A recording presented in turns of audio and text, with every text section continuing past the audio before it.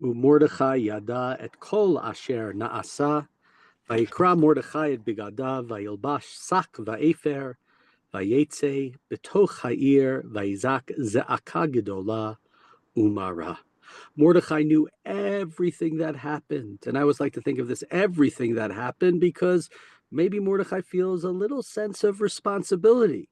Yeah, Haman blew it out of proportion. The obsession that is Amalek, the obsession, the slight, not being bowed to. I'm not just going to kill him, I'm going to kill all of his people. So certainly Mordechai did not purposely, I think, endanger the entirety of the Jewish people with his act, but Mordechai still knew the entire backstory. Maybe he was the only one who knew it.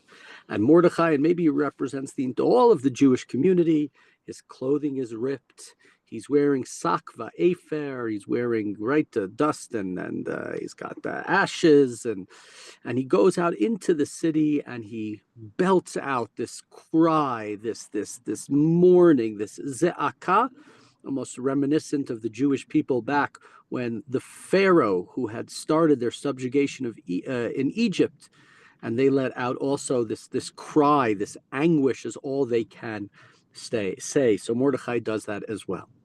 And then he's in the city, but he goes towards the palace. Vayavo ad lifnei sha'ar hamelech, ki ein lavo el sha'ar hamelech bilvush sak.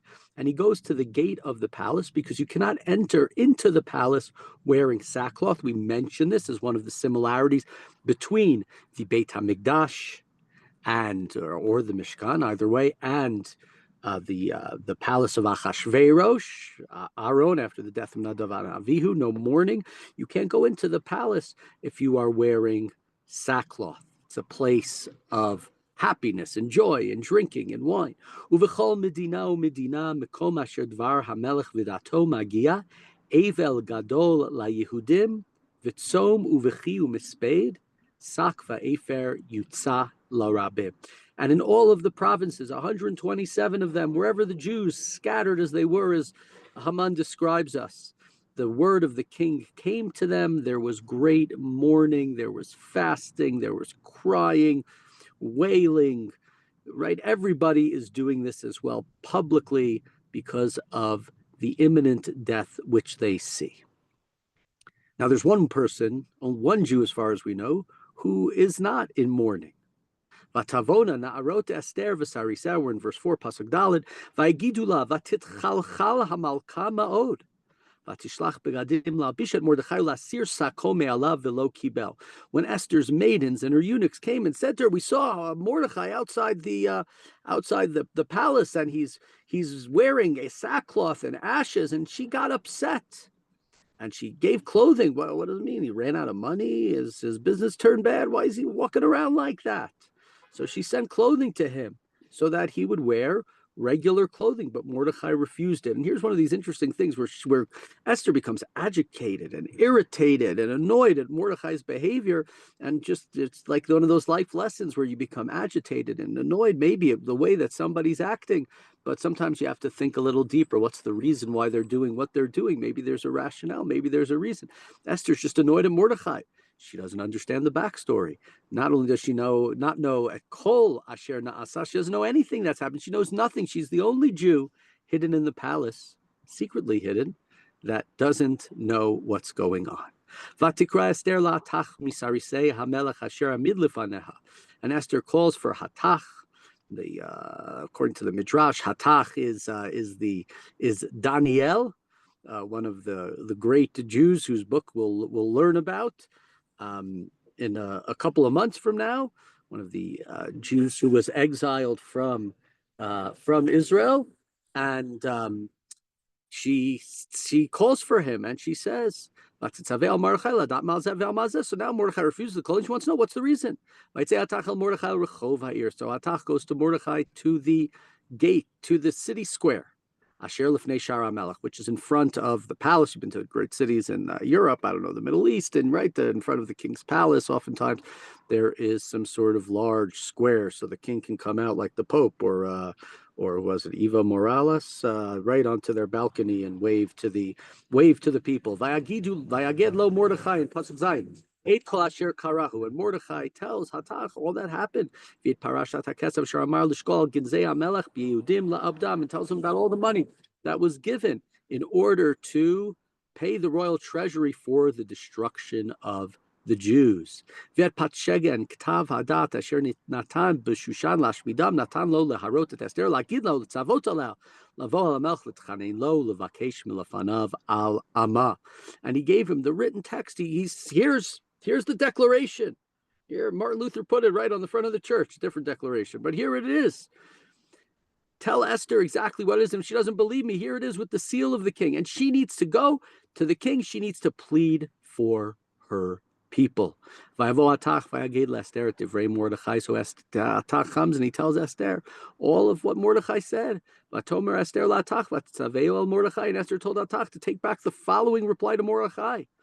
Kol avdei hamelech v'am medinot hamelech yodim asher kol ish v'isha asher yavo el hamelech chatzara pnimit asher lo yikareh achat dato la'amit lavad ma'asher yoshit lo hamelech et sharvit hazahav v'chaya v'ani lo nikreti lavo el hamelech zeh shloshim yom. All of the king's courtiers and all the king's men and all the province, everybody knows, men and women alike, that if you enter the king's inner sanctum without having been summoned, there is one law for such a person, that the person be put to death unless the king extends his golden scepter, and then the person can live.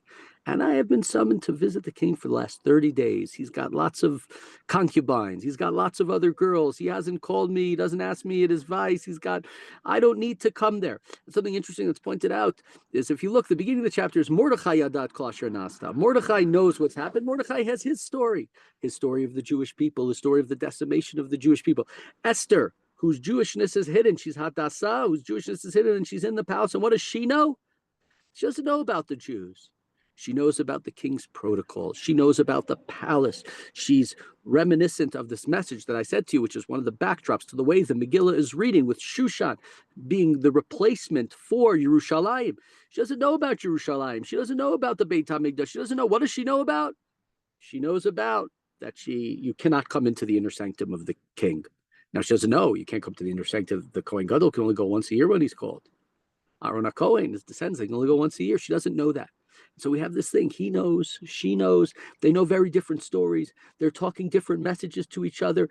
Esther might have grown up. She was an orphan who grew up in the house of Mordechai, but she no longer is living with him. And even though he checks on her each and every day, she has grown and assimilated well far beyond where he has, based upon where she is. But she's the only Jew who knows. And now she says even she can't go. Vayagidu in verse 12, Mordechai et divrei Esther. And so Mordechai is told what Esther said. Vayomer Mordechai lashiv Esther in verse 13. Al tidmi b'nafshech limalet beit hamelech mikol hayudim. Mordechai said to her, don't imagine that of all the Jews, you are going to escape because you're in the king's palace. Don't think because you have a certain amount of wealth, because you have a certain amount of influence, because you have a certain amount of X, Y, and Z, that you are going to escape. All the rest of the Jews are going to be killed, and you're not. Esther, do you think that you're not threatened? And think about what he's saying to her, right? He's saying something very logical. You're going to be killed. It might be this week if you go into the king's palace, to the king's inner sanctum. It might be in 11 months from now with the rest of the Jews, right? Either way, that's what's going to happen. You're not going to escape. Because if you keep silent this time, right?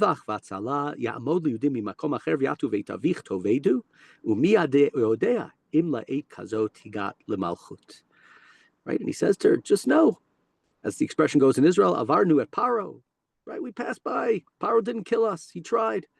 We'll pass this too. Somebody will save the Jewish people.